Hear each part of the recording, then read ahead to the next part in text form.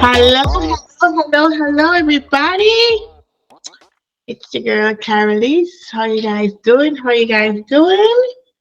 Listen, I started the new year with illness, y'all. I was so sick. Oh my God, I've been sick. I think the whole New Year's Day, I didn't leave my room. I didn't eat. Um, I had no appetite whatsoever. I was just hacking up a storm. I was feeling really bad. My family has been here. My sister was so awesome. She made me tea every minute. Um, I've just been so blessed. My daughter stayed away, didn't want her to get sick. And I was just out. I was out of it. But I'm back. All right. The devil is a lie. And we say in the name of Jesus, we're going to be better and we are better. So I am ready to go, ready to rock and roll for 2024. And I want to use this video to talk a little bit about just goals for this year. I know everybody has their New Year resolution, everybody got their plans, but y'all, this is the year you gotta make it. You have got to make it this year in your careers. If you're trying to find a job, you gotta get it. Gotta get it right now. Okay, we're gonna do all that we can to get that job. If you're already in the job, let's excel. Let us excel. If you've already been working for a year or 2 years, let's think about moving to the next level. Okay? We are about the business this year. We are not wasting time. We are about the business. And as for me and my platform, I'm about helping you guys to grow. Okay? Since December, we have started with our live events. So we have every month, on the first Monday of the month, we'll have our Global BA Stand Up. Please join that one. So go to karaleise.com and look at my events calendar, and you'll see a link for you to sign up to join the Global BA Stand Up. And then we also have every month we'll have one or two of these events called Insightful. And Insightful is where we walk through a live case study together. And I show you how you're able to think through these case studies, how do you write user stories for these case studies, how to basically prep for your interview or for your project. All right. Those are going to be very, very helpful, I think, throughout this year, because I want you to have practical examples, right? It's enough of the fluffy stuff. Let's get to work. Let's do the stuff. Let me help you do the job well. All right. So that's what we're doing on our platform. So check out karaleise.com, see what's going on over there. And some things are free, some things you have to pay. Not everything can be free. Okay. Sometimes you have to pay. All right. So some things are paid, some things are free. Go check them out and join me and let's work on this together. All right. In this video, we're going to talk about Gherkin format and writing user stories in Gherkin format. I've done several videos on user stories already, but I'll give you one more example, and that should help you. I always tell people that with Scrum, there really isn't a process. Okay, there's no process. You don't have to write it in Gherkin format. You can write your own custom format. You know, the user story is just the way that you break up the work. But people just like structure. They like processes. They like to follow a specific step. And so they're always insisting on writing it in Gherkin format. And is this the right way to write it? It's a conversation, right? It's not actually what's written in the story. But I find that it's so hard to get a concept across, even in projects with people who should know better. So we're going to talk about Gherkin format being a format that's very popular. It doesn't mean it's always correct and the best thing to do, but it's very popular and I want you to be exposed with it. So we're going to look at an example of writing a user story using Gherkin format right now.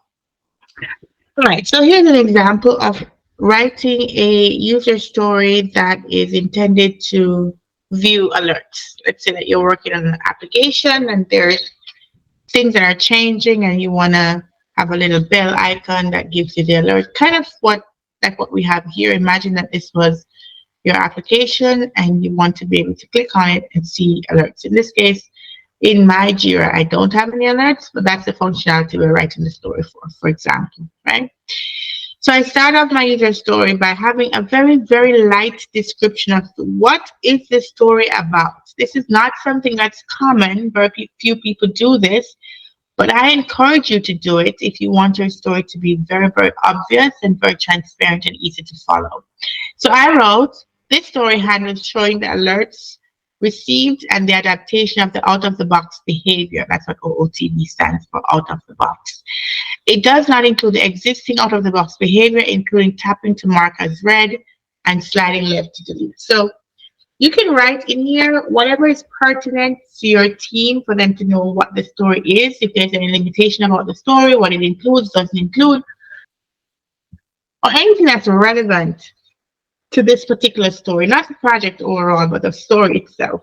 Right? So this was important for them to know that this is a modification of the out-of-the-box behavior because we already had alerts coming out of the box for this particular system.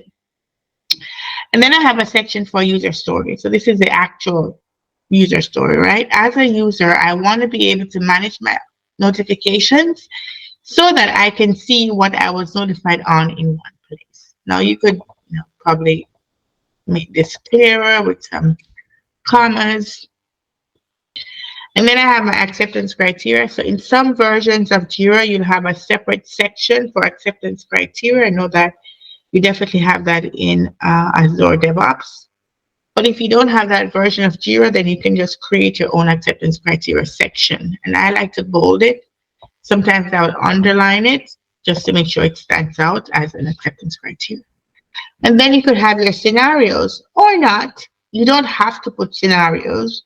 But in this particular story, there are different scenarios that I want to capture. Now, you could always break up your user story to be small enough that each scenario is its own user story, and that might be fine. But it depends on the capacity of your team, whether or not it makes sense to have them in one story or break it up. Again, don't try to follow this to the T and say, oh, Karaleise did it this way, so my project, I have to do it this way. You are an analyst, right? And it's your job to figure out what makes the most sense for what situation, right? So don't try to get a cookie cutter and try to do it exactly how you see somebody else doing it. That's not the concept behind agile, okay? So here's the scenario for managing an alert. It says, given that I am logged into the mobile banking and I have clicked on the bell on the mobile device, then I will be taken to the alert screen with the title alerts. I will see lists of all my alerts in this format. And it goes on to explain the format. Now, sometimes people will write this slightly differently by capitalizing everything that are like almost like keywords for the Gherkin format. So they'll say, given that I am logged into the mobile banking and I have clicked on the bell on the mobile device, then I will be taken to the alert screen. So they make sure to highlight these terms or these words as they form a very important part of the scenario, right?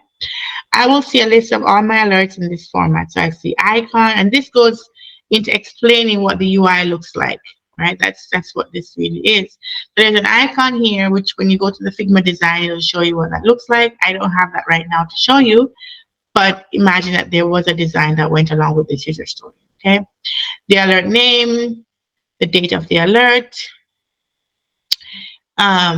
If you received it today, it'll say today, or if not, it'll say like yesterday. And if it's further past yesterday, it'll give you the exact date, okay? That's a part of the functional requirement. There'll be a blue dot beside the date where the message has not yet been read. So for all unread messages, it can be identified with a blue dot. Alert description will be there. For example, your account of 1234 has a balance of XYZ, right? The alert icon and name, this is based on the type of alert. So if it's a balance alert or a daily balance alert or a loan payment alert or a transaction alert, you'll see a house icon. You'll see a text with the word accounts. Now, why did I write it this way? Because all of these different alerts will have the very same look and feel. The daily balance alert, the balance alert, the loan payment alert, the transaction alert will look the same. The question is, as a BA, would you write this as separate acceptance criteria or would you write it as one? I thought it was more efficient to write it as one and list all of the alerts with the same behavior because the developer would know how to write the code for that. So those are some of the small things you'd have to decide on when you write your acceptance criteria. I can scroll the list of alerts, so you have functionality of scrolling, and there's an order to these alerts, meaning that the oldest will be at the bottom and the newest will be at the top. And that was an out-of-the-box behavior that you don't have to write new code for, but you have to test, and that's why it's in there, okay? And then it goes into some more detailed functionality about what happens when you open an alert, you mark all as read, or you go into alert setting, or you cancel, or you scroll, or if you're offline, or you're loading failure. Now, these are a lot of stuff to have in one story, and I would actually propose that these be broken into separate stories. So you could start the story here up to point 8, and this is one story. And then another story would be opening the alerts. Another story could be marking all as read. Another story would be alert setting. So maybe you could join opening alerts and alert setting into one story. And then you probably want to handle cancel as a universal state. It could be canceled from anywhere, right? So how do you handle cancellation wherever they occur? And then scrolling, an offline behavior, loading failed behavior, all of that. So I wouldn't suggest having them all as one story. It gets too convoluted and too difficult to estimate. I would say keep this as one up to point 8, and then everything else is a separate story. This is an example of how you would document your user stories, how you would write them so that you can make it easy to discuss, so that you can have the right estimation, so that you can do it the way that it's supposed to be done. So that's kind of how you want to write your user story. It's a combination of, this is a Gherkin format piece of it, and then it just gets straight into what looks like a custom format, because you're now listing what you see on the screen and you're listing how this function behaves. So this is a quick example of how to write your user stories in Gherkin format. There's tons of other ways, like you could just have, given that I am on the screen and I click on this link and I see this button and I click on search and I enter a search criteria, and then, so it can go on. You can add ands and ands and ands depending on what the scenario is that you're trying to replicate. But in general, you just want them to be able to know where to start with your user story, what actions you took to get to where you are, and then the rest of it should be helpful for them to test to make sure it's doing what it's supposed to be doing. So there you have it. I really hope that just this quick example of a Gherkin format user story was helpful for you, and that you take value in this and hopefully learn from it. All right. So hope to see you guys next time. Go check out my live events on karaleise.com, and I will see you guys next time in the next video. Take care.